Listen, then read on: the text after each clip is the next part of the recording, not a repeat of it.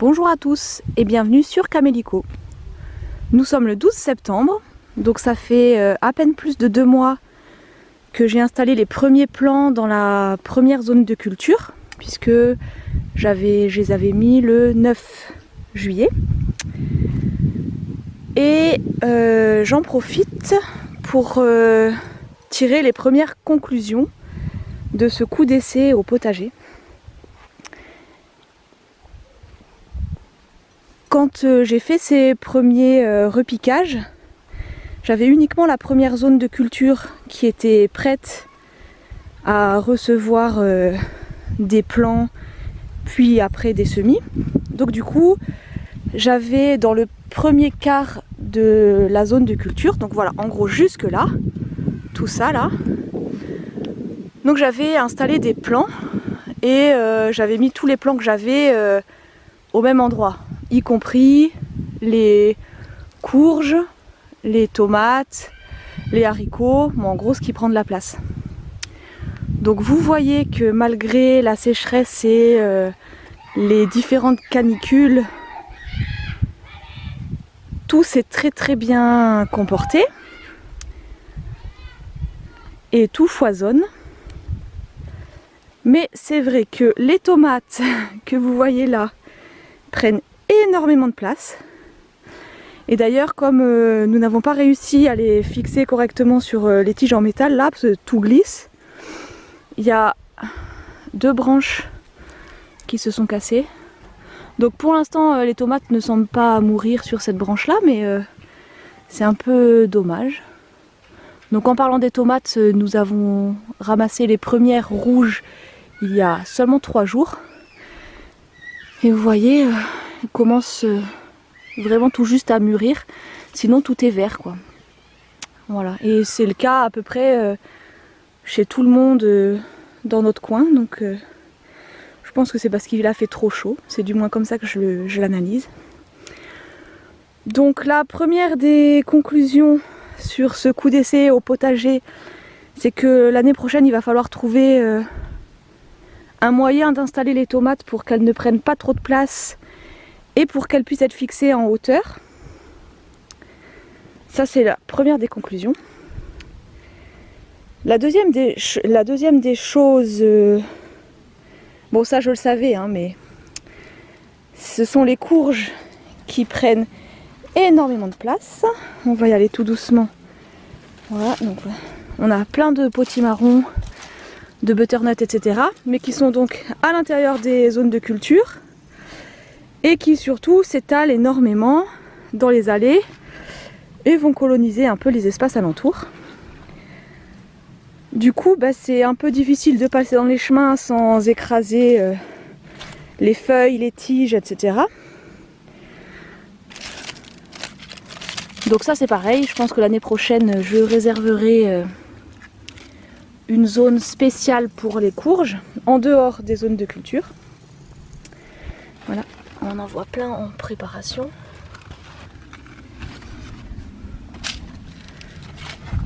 Tout est bien fleuri.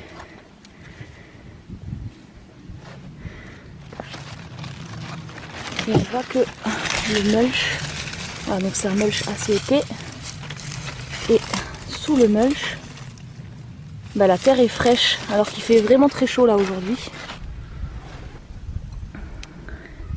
Et donc la troisième plante envahissante, ce sont les haricots. Hop là.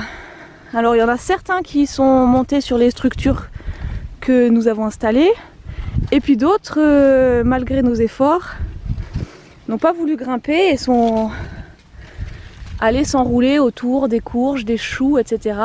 en plein milieu des zones de culture. Donc là c'est beaucoup moins pratique pour aller les chercher.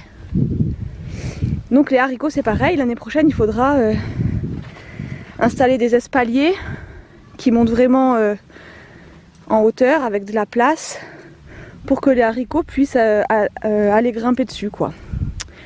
Voilà, donc là c'est les 3 choses auxquelles je m'attendais, mais pour lesquelles je m'étais dit que c'était pas grave vu que c'était un coup d'essai et que de toute façon je n'avais que cette zone de culture de prête, donc bon il fallait bien que j'installe tout au même endroit. Et la deuxième chose, donc vous voyez là la partie que je suis en train de filmer maintenant, ce sont uniquement des semis, donc vous voyez qu'ils ont très très bien pris, notamment tous les légumes japonais, les légumes asiatiques. En revanche, pour les semis, pour faire les semis, eh ben je peux pas faire des semis sous 20 cm de foin, puisque mis à part des plantes comme les courges ou les haricots, ben, ça ne sortirait pas. Donc là, pour faire tous ces semis là, donc là il y a une zone un peu libre, donc j'avais fait les semis et j'avais remis seulement quelques centimètres de foin, mais du coup dessous, eh ben, la terre est beaucoup plus chaude et elle se dessèche beaucoup plus vite. Donc cette zone là de semis, ben, j'ai dû l'arroser beaucoup plus que la zone où il y avait les plants et où là pour le coup j'avais mis 20 bons centimètres de foin qui maintenait à la fois l'humidité et la fraîcheur du sol. Donc bon, vous voyez, les légumes se portent très bien, hein, mais ça limiterait l'arrosage si on pouvait garder le mulch, une grosse couche de mulch sur toute la surface des zones de culture. Et pour ça, ça veut dire, eh ben, à la place de faire des semis en direct, faire des semis dans un espace dédié, dans des cagettes ou je ne sais pas quoi, et ensuite repiquer les plants dans le potager directement dans le mulch. C'est notamment le cas pour les salades, parce que là j'ai fait beaucoup de semis de salade, et alors il y en a qui prennent, hein, sans souci, qui sortent, mais du coup elles souffrent un peu plus de la chaleur, quoi. Voilà. Et du coup elles grossissent pas énormément. Alors il y en a beaucoup compris, hein. Un peu de toutes les variétés, je vous en montre plusieurs. Des frisés, des rouges, des laitues, des batavia. Voilà. Là il y a beaucoup de frisés qui sont partis au même coin. Je pense que je vais les ramasser bientôt, celles-ci. Hop. Voilà, donc ça, pour les plantes qui peuvent se repiquer, notamment les salades, ce sera très intéressant de les semer dans un endroit dédié et ensuite de les repiquer dans une grosse couche de mulch. Voilà. Alors bien sûr, il y a certaines plantes qu'on ne peut pas repiquer, comme les carottes par exemple. Bon bah là du coup, il faudra une zone de culture, mais je pense du coup à part, où il y aura une couche de mulch beaucoup moindre et où celle-là, bah, faudra arroser certainement un peu plus. Donc je pense l'année prochaine réserver un espace de culture uniquement à ces plantes qu'on ne peut pas repiquer, avec un mulch moins important, du coup des semis plus faciles, et en revanche bah, un entretien un peu plus soutenu, quoi. Donc là c'est une zone dans laquelle, la deuxième zone de culture qui a été prête mi-juillet et dans laquelle j'ai fait des semis. J'avais étalé une petite couche de compost, donc vous voyez il y a des tomates qui partent dedans comme ça, il y en a au moins 6 ou 7. Bon je les laisse, je pense pas qu'elles donneront beaucoup de fruits vu la période, mais... Et là aussi ça s'est très bien installé, donc là c'est des radis et des navets que je vais pouvoir récolter dans quelques jours. Hop là. Donc, je sais pas si vous les voyez parce que il y a beaucoup de feuillages qui nous permettront de faire de bons pestos à grignoter avec les radis. Et les navets, je vais les laisser en place. Comme ça, bah, ça va éclaircir le tout en enlevant les radis. Ça fera de la place pour les navets qui vont continuer. Donc à part ça, bah, j'ai semé pas mal de salades. Donc là, le mulch est un peu plus épais. J'ai fait un autre essai. Le mulch est un peu plus épais. Et quand je fais un semis, bah, j'écarte sur le mulch comme ça. Je fais comme un petit poquet. Je mets ma graine à semer. Et puis ben voilà, elle sort. Comme elle a un peu de la place. Mais du coup autour il y a quand même... bon là il n'y a pas 20 cm hein, mais il y a quand même un mulch qui protège quoi. Et quand la plante est sortie, ben, je remets je resserre un peu plus le mulch pour le protéger. Voilà, donc là c'est pas mal, c'est une solution intermédiaire. Mais les semis comme ça en direct de salade notamment, c'est un peu aléatoire.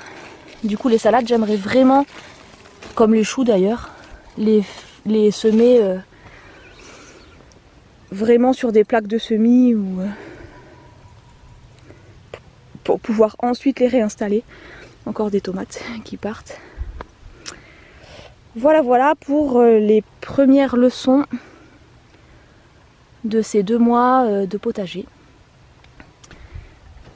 Et je pense que je referai une vidéo courant de l'automne pour vous montrer ce qu'il en est et peut-être tirer d'autres conclusions.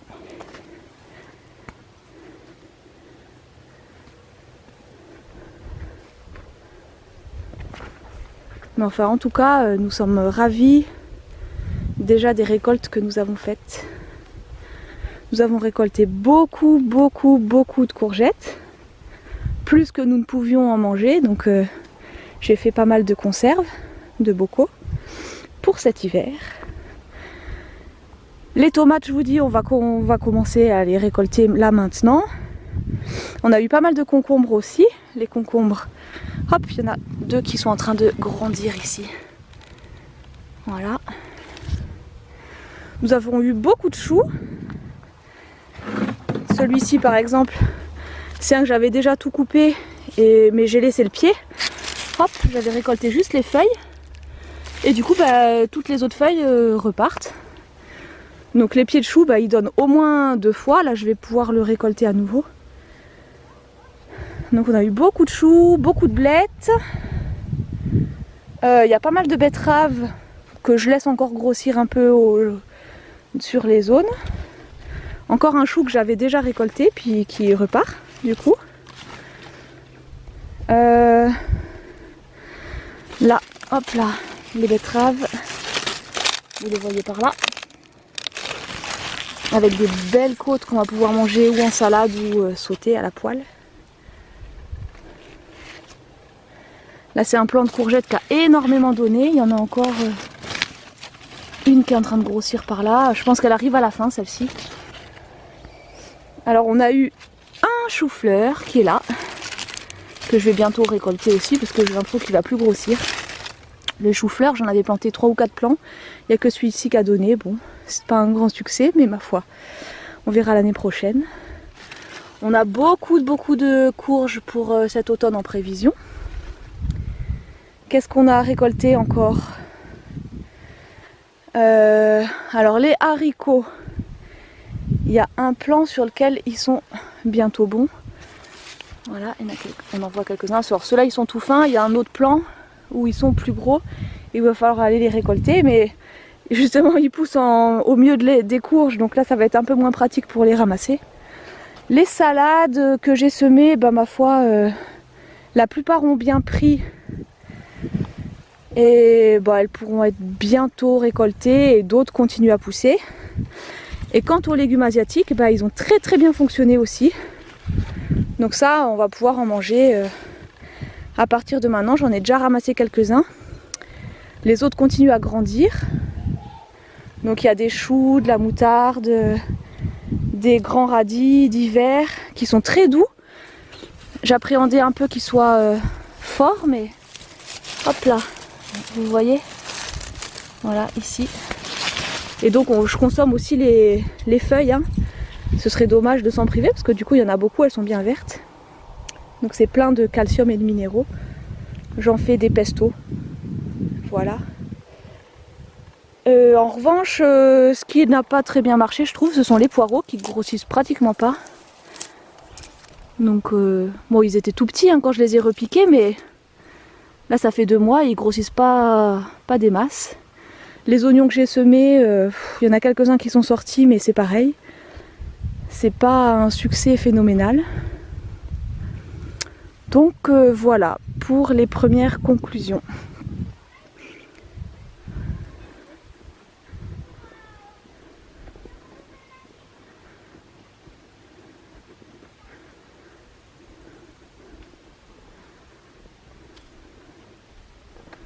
À bientôt!